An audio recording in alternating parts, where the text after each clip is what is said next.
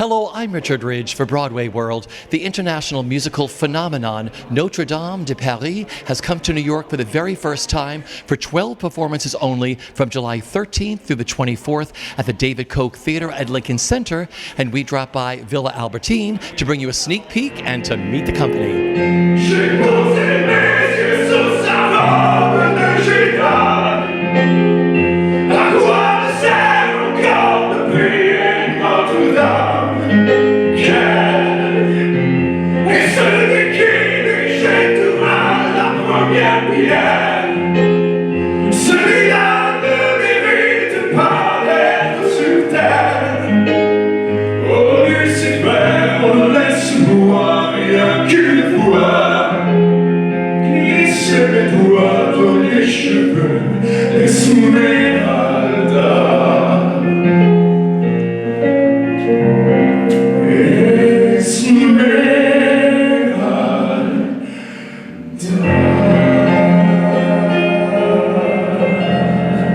How excited are the two of you to be bringing this to New York? Wow, really excited. It's as we say, it's a long journey, and we're coming in next week for the premiere, so it's really the moment.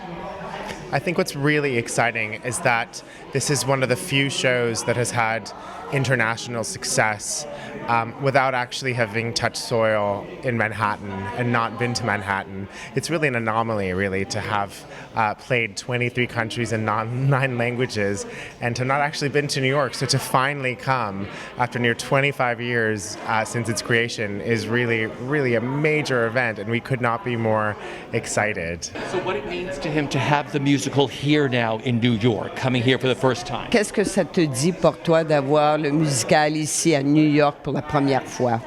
Réponds en français.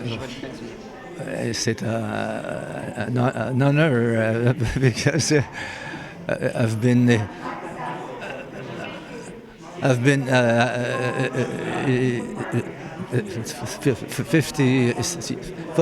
50 years. Every year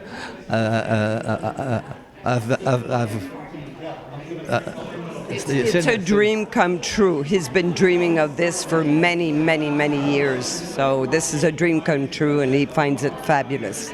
I did the original cast, which was the opening in Paris in 1998, and then I did the original cast in London in 2000. And then I stopped for some 18 years because I'm also a singer-songwriter. I do other stuff. And so I did my other stuff.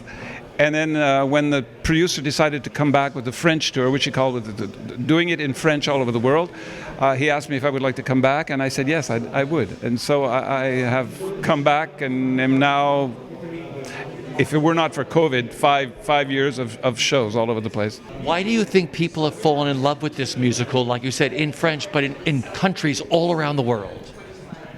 I think it's a genius of Victor Hugo. He just knew how to tell a story. And then the writer, the lyricist, and the composer did a really great job of writing songs that tell the story simply but clearly.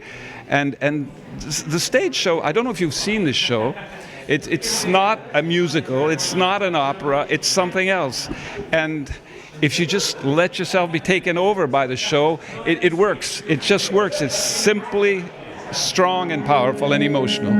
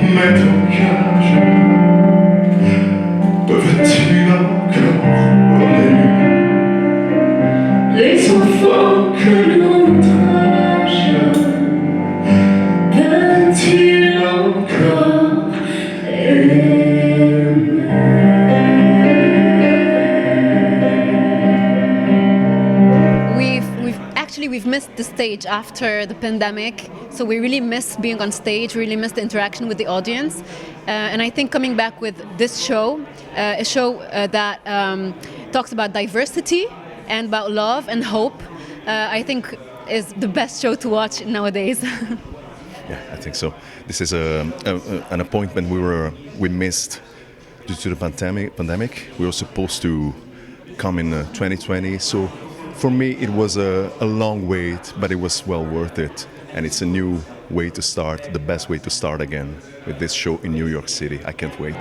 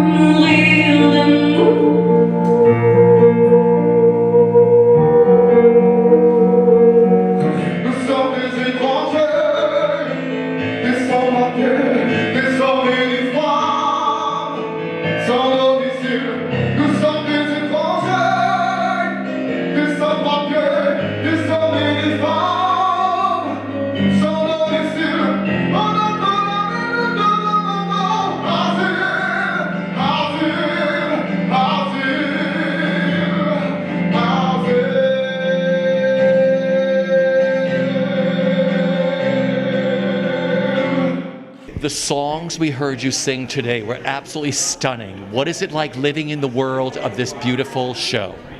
It's an incredible journey, singing-wise, and also, you know, when you have to tell this kind of story, it's very important. The message is very deep and modern at the same time. So you always feel that every time you go on stage with this show, you have new colors, new vibes to take with, and you always hope that you're going to be able to deliver the best performance ever, because that's exactly what this show deserves.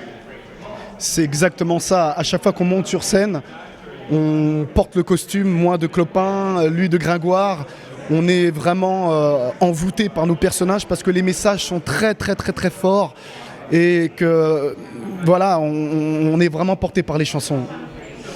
As he wears Clopin clothes to be able to perform, he's just immediately deeply immersed in the role, and that's really important, because the message you have to deliver, it's so fundamental and so particular nowadays, especially with what's happening, what is happening in the world. So this show has been beloved by millions of people around the world. What do you hope audiences take away from it here in New York? So it's incredible to see how Notre Dame de Paris has been translated in 8 languages. It's incredible.